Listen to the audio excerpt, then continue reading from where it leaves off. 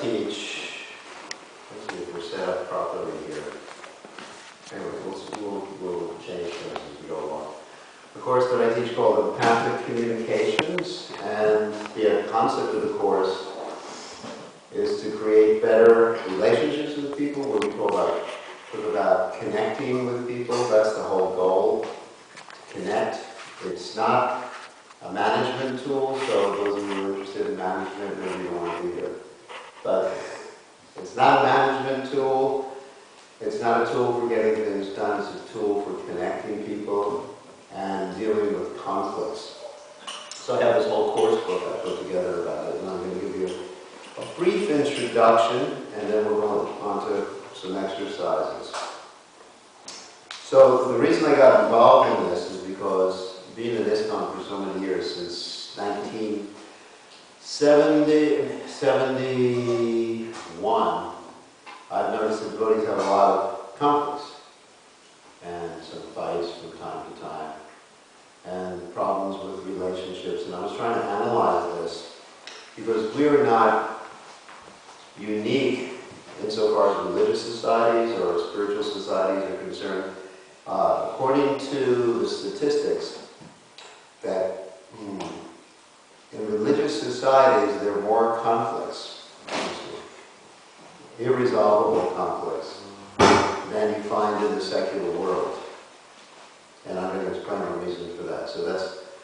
So I've done a lot of research in sociology and psychology to try to determine, why that is, and then also to determine solutions. And just finding out or diagnosing is not the ideal. You have to have a prognosis and then a prescription to actually solve the problem. So I'm basing a lot of these teachings upon someone called, by the name of Marshall Rosenberg. He wrote a book called Nonviolent Communication. Anyone's ever heard of that book before? You've heard of that book? You read it? Yeah.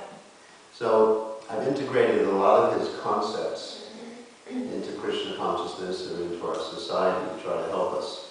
But basically, he's provided me with the outline. I've studied with him, gone to many what they call intensive, that means 10-day intensive experiences in nonviolent communication with the idea of adapting it to Krishna consciousness. At present, I'm writing a book with the help of some other devotees on the concepts of nonviolent communication integrated with ISKCON movement. Of course, with a lot of quotes from Prabhupada. So, I call this empathic communication because empathy is a very important, let's say, spiritual concept as well, is even a material concept, and oftentimes we don't understand what empathy is. Like empathy, generally we think it means feeling sorry for someone, but that's more sympathy. Sympathy means that I feel sorry for you, or I feel for you, but that means that we're really just experiencing our own emotions and not really in touch with the other person. For example, let's say someone is experiencing some pain in their life. Their parent has died, or they have some other traumatic occurrence that has occurred. And we just go up to them and say, I feel real sorry for you. Let's do a demonstration. Okay, come on with it. Let's say, what would make you really unhappy? My brother died. If your brother died. Okay, he's still alive now, right? So just imagine if your brother died and you're just feeling the pain from your brother dying. And then you tell me what happened. Tell me your brother died. Well, my brother died the other day when he was driving his car. He smashed into a wall because he wasn't attentive. He was speaking on the phone, and that's really, really affected me and sad. It's just... And I feel real bad for you. Does that do anything for you? No. But generally that's what happens. Generally that's what happens when someone goes through some painful experience, or any experience. We just express our own emotions rather than trying to understand, or what we say, empathize with their particular emotions. Now instead I would say, it sounded like you were in intense pain. So that's the first thing, I try to guess his emotion. Yeah. And so you really have a need for understanding of why such a thing happened. You have a need for peace, or just for adapting to the situation that has occurred. And doesn't that strike you more deeply than to say, I feel real sorry for you? Much different. Yeah, it's much different. So that's the difference between sympathy and empathy. And generally, we're very sympathetic but not empathetic. Does everyone understand? Anyone have any questions about that? That's a very important concept. And of course, that's very much related with the concept of the Vaishnava movement, Hara Dukkha Dukhi. Does everyone know what that means? To consider others' feelings, others' unhappiness, more important than your own feelings and your own unhappiness or happiness. Hara Dukkha Dukhi. And that's explained in reference to one particular devotee named Vasudeva Dutt. Does everyone know the story about Vasudeva Dutt? Vasudeva Dutt was a great devotee of Chaitanya Mahaprabhu. And he said that he was willing to go to hell or even stay in the material world for endless births just to liberate everyone else. And Lord Chaitanya Mahaprabhu said he was the personification of compassion. And for compassion and empathy, they were saying things. So he's feeling, it's not just a hypothetical construct, but Jai Shishi Goratai, Goratai, Ki Jai.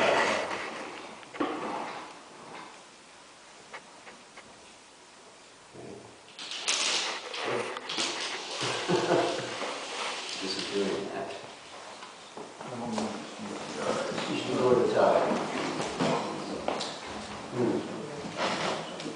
So Vasudeva Dutt is actually feeling their pain, their feelings, their happiness to be more important than his. So he's really in tune. So that's empathy. Empathy means to really be in tune with someone else. Now, I'm not saying that we have to be psychic.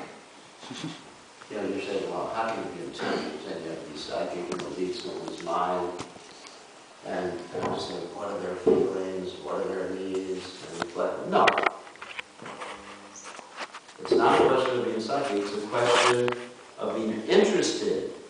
And once you're interested, even if you guess at what their feelings or their needs are, they will correct you, if you're wrong, but they're mainly interested in the connection that you are interested in them. Even if I'm absolutely wrong, if I said to Kamsahanta that it sounds like you're really in anxiety. And, he's in pain. He's actually not in anxiety. Maybe he's in anxiety. But let's say he was in pain and not in anxiety. And if I said anxiety, he said, no, I'm in pain. But because I'm interested, and at the same time that I'm interested, I'm doing another thing. If you notice that I'm making eye contact with him and being present, that's another important part of empathy. Maybe we should write these things down. I hope I don't knock this over because you mentioned this. We could easily go over, right? Let me just put this antenna up so I don't get it.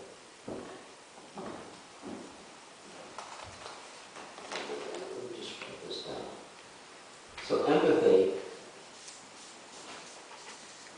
involves two things right now that I'm describing, which is being interested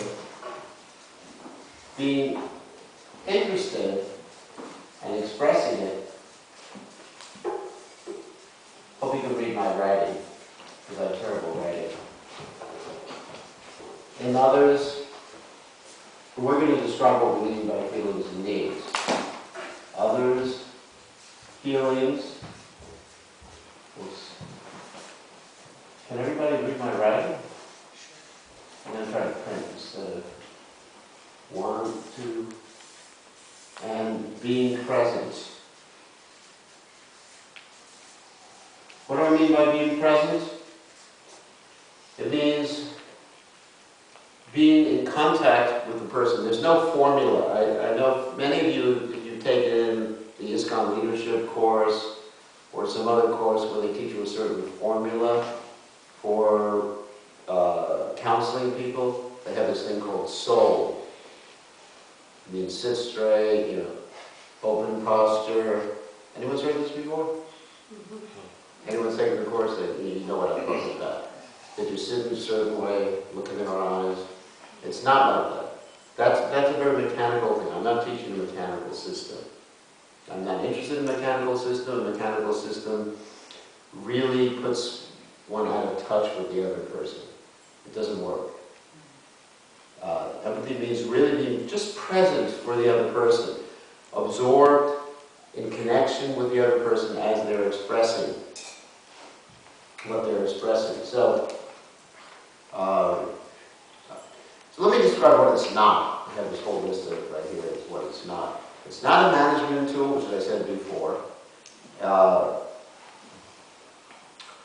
It's actually that's the only not, I think, that I have here. But what it is, it changes consciousness so that we can connect to others, resolves conflicts in a win-win way, and creates compassionate communities of devotees.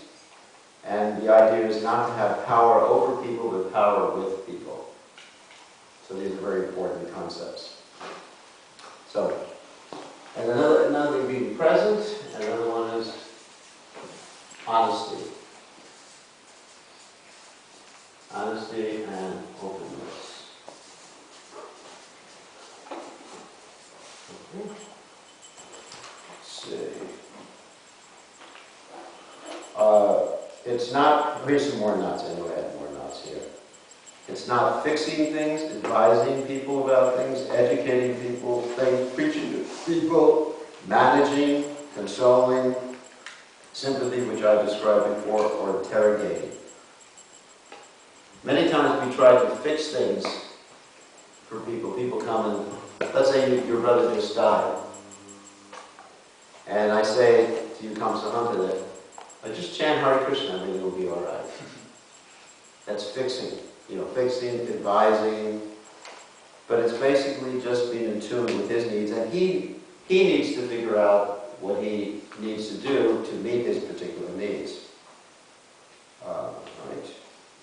So I gave that statistic already, that 80% of a religious group is generally less compassionate than the general population, which is quite interesting. And these are all religious groups. I'm not talking about the Hare Krishna movement specifically right now.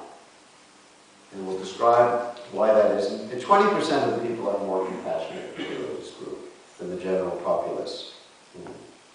So, one of the main reasons that I've seen is our use of language. The reason we're not compassionate with each other or with people in general. And can I say this with people in general? Say it's more, but that's just an average. What is the distribution amongst people in general? The people in general? Because also they might have 20% of them who are beyond the average. No. The average of people in general, let's take an average of, let's say, compassionate level is measured by the psychologist. The religious people who are members of religious societies, 80% of those are below the average of the general populace. And 20% of those are above the average. What's the distribution then in the regular? Well, average, you're talking average versus median. Because they also, you'll have someone who's below and someone who's above. What percentage is above? I don't know. I don't know that percentage. That's, you're talking, basically you're asking for the median rather than the average. That's a different mathematical term. So, we'll get on to the reasons why people are less compassionate in religious societies. This is quite interesting. The main reason I've seen, number one, and we'll call these 4 reasons the 4 Ds of discommunication.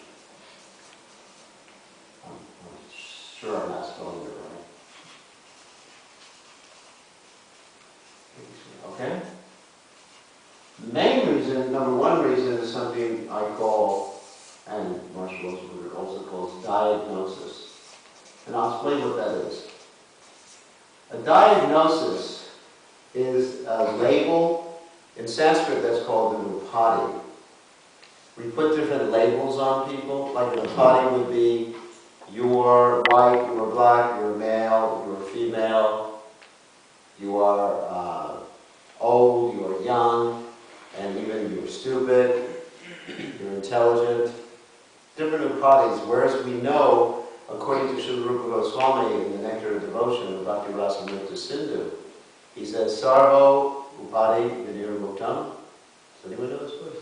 Tatparatvaina nirmalam rishikena rishikesha sevanam bhakti ruchate. But basically, if we want to become Krishna conscious, we have to be ready to get rid of these upadhis or designations. These designations are what we call ecstatic labels. Now, I'm sure you all know what ecstatic is, right? That's how you feel if there's a very nice kirtan jumping up and down and everybody says, how do you feel? Ecstatic. Of course, we use that word so much that it sort of lost its meaning. That was ecstatic prasadam, that was ecstatic kirtan, you're ecstatic Maharaj, you know, this is ecstatic, that ecstatic. You forget what ecstatic means. But anyway, we're interested in the word static.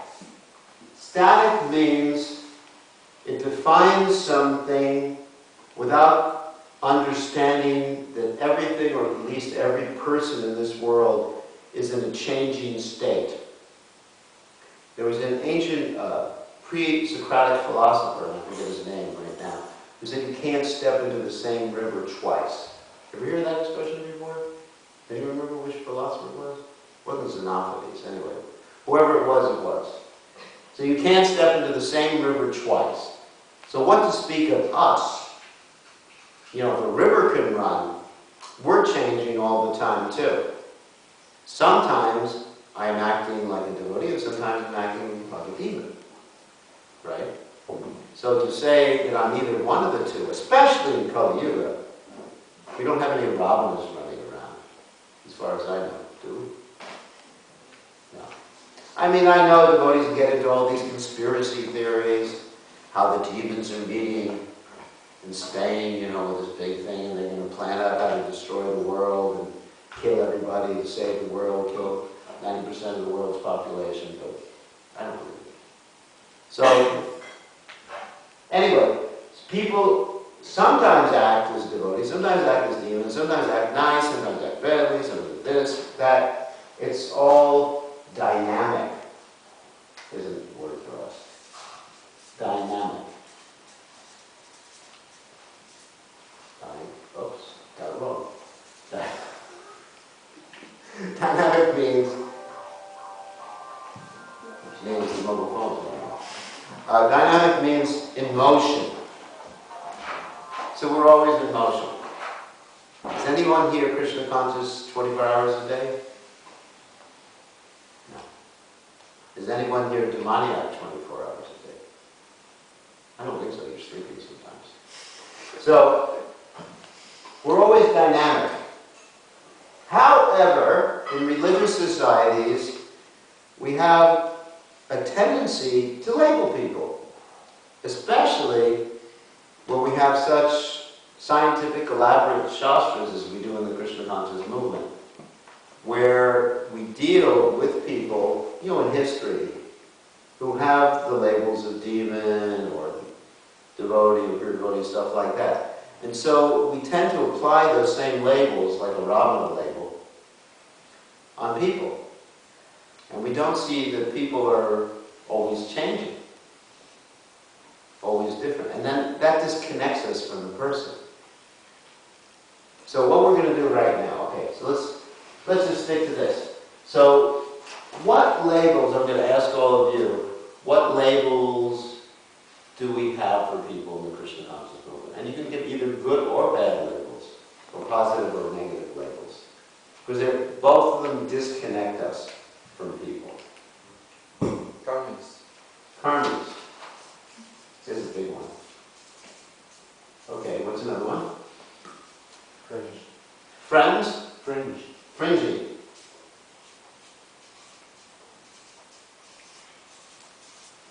Fringy. It's another one. Demons. Demons. I mean, you'll see that we actually have more labels than we have pieces of paper. We could fill up this whole thing with labels. Yeah. Impersonalist. Impersonalist. Mayavadis? Buddhist. Mayavadis. Okay, what else? Fanatics. What? Fanatics. Fanatics. Yeah. Okay, got another one? Yeah. Who? Yeah, Kanishta. Kanishta. Okay. We're rolling, yeah.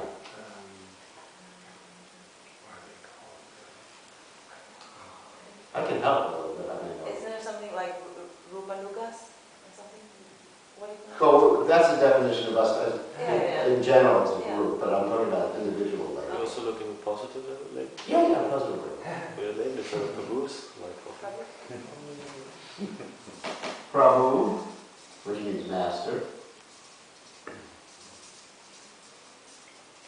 Okay, what else? Dasa, if we have a problem. Dasa. These are actually our eternal positions rather than, let's forget about those, because these are actually, we're always, should refer to each other as master or Prabhu, and we're always servant of a servant. I'm talking about temporary labels. Yeah. Brahmana, Kshatriya, Vaishya. Yeah, the Varnashram designation. Brahmana, etc. Usually we use the one Shudra a lot. Okay. Yeah, that's a good one. Yeah, Mataji. Any Upadi. All the ashrams actually. I mean, all the ashrams can also be like all the brahmacharis. Yeah, Brahmachari, Grihastha. Chari, whoops, etc. Okay. What else? would pure devotee be? Yeah, that's a label. That's a label.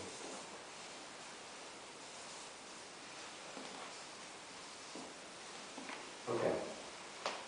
Yeah. In India, I heard many like they talk about people use this half-baked chicken, or it's like What does it mean? it's like people that want the eggs from the chicken, but they don't want to feed the chicken, but they want half and half. Yeah, I don't know what it means, but it sounds good. Like they want the They're lazy. yeah. Lazy. Okay. Yeah. Sahaja.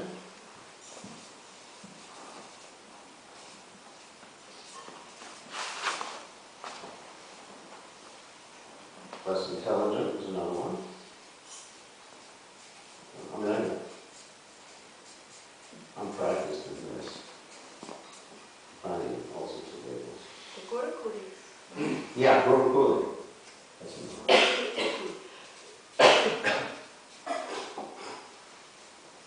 Have you mentioned a dog eater? Dog eater. You run into many of them here? Not here. I don't think In so. Russia, no. Main hog eaters, not dog eaters. Dog eater. Yeah. I don't know if Prabhupada disciple would be a label or. Well, it can be used as a label. Let's leave that. Let's leave those out. Have we a Swami? Who? A Swami? Swami. Yeah.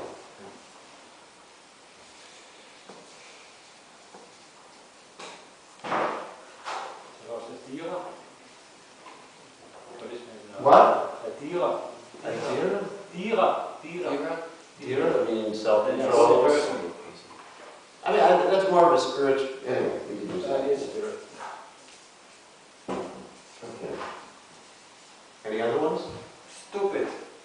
I think I got that with less intelligent there. But let's go to this is another one. That's good.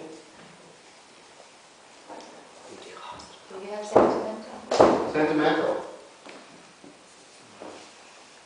Usually that's used with this one. Sometimes the men use sentimental as an adjective for Mataji and also less intelligent as an adjective for Mataji, don't they? Yeah. Yeah. Full-time devotee. Full-time devotee.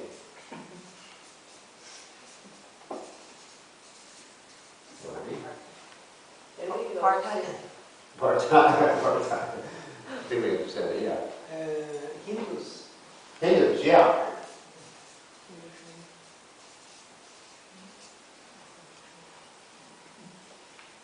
Grihastha, Brahmachari. Yeah, I mean the ashram. I think we did that, all that, the whole ashram thing. We did Brahman, etc., even Varnashram designation. It's also used sometimes. What? Male chauvinist? A male chauvinist. Such thing as a female chauvinist? As feminist. A feminist. Yeah, feminist. Feminazi.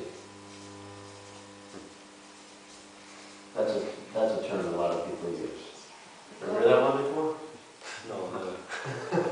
Yeah. Congregation member? Congregation member.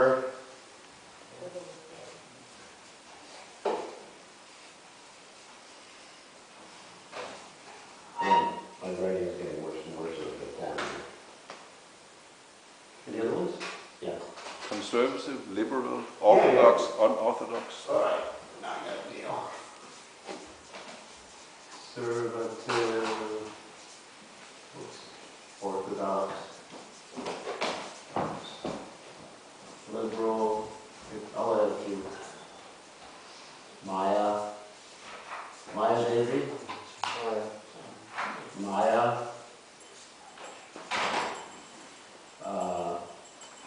Prostitute? Yeah, prostitute. Yeah. Okay, I think we got enough to understand things. Oh, you got more? Also all these country designations, when we say, oh, they're the Polish devotees. Yeah, Polish devotees, yeah.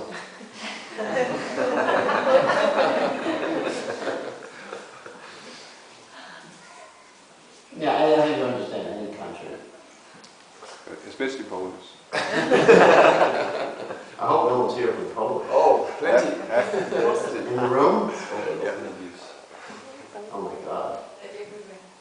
They're everywhere. They are everywhere. They're taking over.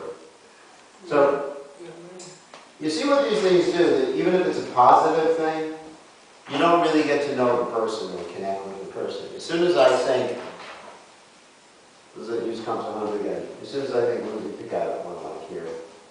Fringy. If he, for example, I hope you forgive me this one, but he used to really be into cricket. Cricket? Everyone knows what cricket is? No. Cricket is not an animal. It's a game. You hit a ball. Anyway. So he used to be in cricket. So when I was talking to him about cricket, I could be thinking, this little idiot, fringy, Maya. And then I really don't make any connection with him. Instead, I'm talking to him as a person who does things sometimes that connect him to Krishna, sometimes that don't, like all of us.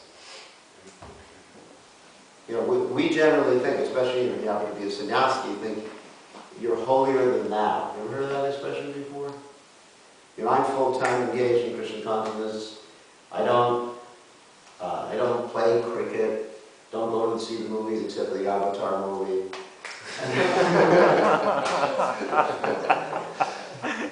I gotta be honest, right? I only went to, maybe 2 movies over the last 30, 40 years. So generally, and that disconnects us. When I was talking to you about cricket, you didn't feel that I was just like condemning you or putting a label on you. I'm just interested in you as a person. So that's important when we're relating to each other, because as soon as we impose any of these labels, then we're no longer in touch with the person, we're in touch with the label. So this is the first big, I think this is the most prominent thing that disconnects us in religious societies, because we're used to diagnosing and labeling people. I think this is number 1 for us. There's 3 other D's that I'm going to get into in a second, but the diagnosis, that's really number 1. I mean, I may be wrong, it may be number 2, but it's really up there. So instead of diagnosing, we should see people in terms of their feelings and needs, which we'll get into in a few minutes. Okay, so diagnosis. The second big one is for religious societies. I'm not putting them in the same order that Marshall did. If anyone has read Marshall's books, I'm putting them in a different order. The second one I would say would be deserve. That's another, like, you deserve to suffer. You hear that from devotees? It's your karma. It's your karma. You're really going to suffer now. You deserve to suffer, or you deserve to enjoy it like that. So that really disconnects us from people. Oh, you deserve to be punished. I mean, like parents. Let's take a typical thing with parents. If the child does something that doesn't meet their needs, then what they'll do is say, you deserve to be spanked. You deserve to be. In my own childhood, my mother would sometimes say that I'm going to make it so you can't sit for a week. Of course, what I did is I ran away. She never caught me. But there was always this, you deserve, Josh, you should go to Josh.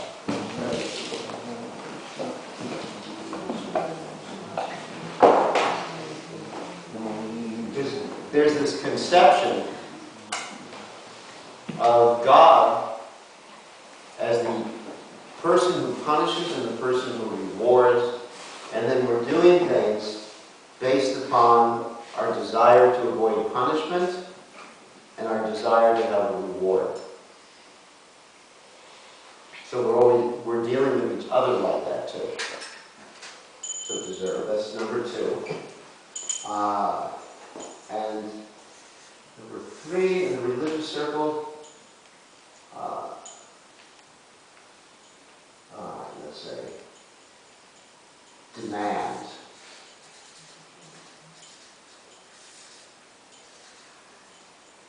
Demands, where we take the opposite tack to what Krishna took in the Gita. Krishna did not demand that Arjuna surrender to him. Rather, Krishna left it up to Arjuna at the end of the Bhagavad Gita. Oh, Hare Krishna! Wow. Great to see you. So Krishna, in the Bhagavad Gita, explained everything to Arjuna. At the end, he said, it's up to you what you want to do, right? He didn't say, you have to do this, you must do it, you're supposed to do it. So what happens within our Krishna conscious practices? We have a lot of these statements like, you must rise early, you have to rise early, or I have to rise early. A lot of these have to demands we place on others and demands we place on ourselves. Does everybody understand the point?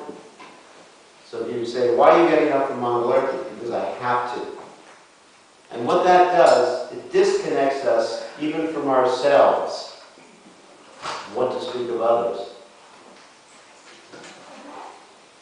And the natural response to a demand, there are 2 natural responses that people have to demands.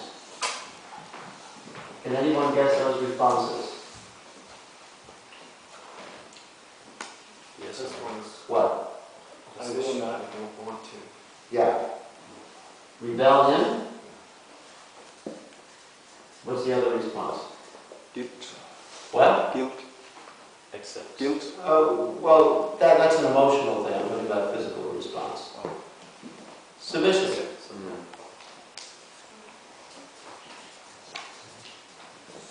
Now, interestingly enough, even if you have submission, you give into a demand, what happens is the person doesn't give in willingly. It's unwilling. And maybe we'll all do an exercise to show that, in a very simple exercise that'll illustrate the points. Now we want to pair off into twos. I mean, pick the person next to you, and that's your partner, and just go around the room. Right now. Okay. So, okay, everybody got a partner? Or if you don't want to do it, you can just watch. Okay?